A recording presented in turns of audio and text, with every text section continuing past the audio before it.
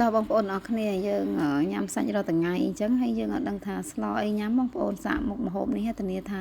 ឆ្ងាញ់អស់បាយពីឆ្នាំងតែម្ដងបងប្អូនចាជូរជ្រះមាត់ហើយថ្ងៃនេះខ្ញុំ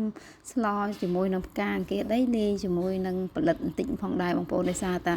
ទៅផ្សារហ្នឹងចង់តាស្លមកជូរផ្កាអង្គាដីទេតែដោយសារតាទៅទិញបានការគេដីតិចពេកអញ្ចឹងក៏ថែមជាមួយនឹងផលិតបន្តិចទៀតទៅហើយខ្ញុំដាំ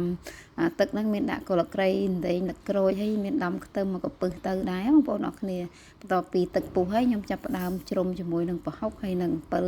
ខ្ចីរបស់យើងហ្នឹងនិយាយទៅខ្ញុំស្លម្ជូរអីខ្ញុំចូលចិត្តដាក់អំពិលខ្ចីដូចថាវាជូរជ្រះមាត់អញ្ចឹងណាបងប្អូនហើយបន្លែយើងហ្នឹងលាងមួយទឹកពីរទឹកអញ្ចឹងមកវាជ្រះអស់ហើយនិយាយទៅស្លម្ជូរអត់មានគ្រឿងផ្សំអីច្រើនទេបងប្អូនចាមានតែប្រហែលមុខហ្នឹងស្លឆ្ងាញ់មែនទែនបងប្អូនហើយទឹកពុះហើយយើងបងគ្រឿងអំបិលប៊ីចេងសើសុបរឌីអីទៅតាមចំណូលចិត្តរបស់យើងណាហើយនេះខ្ញុំដាក់ជាមួយនឹងបន្លែចូលទៅហើយនិយាយទៅក៏ខ្ញុំអត់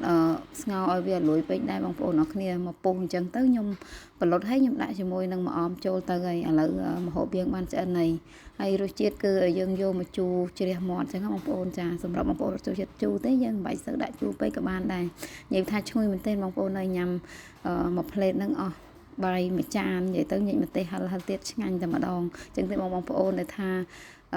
ត់ដឹងស្លអីសាក់ស្លម្ជូរញ៉ាំទៅបងប្អូនចាញ៉ាំបាយបានហើយជូរជ្រះមាត់និយាយទៅប្លែកមាត់តែម្ដង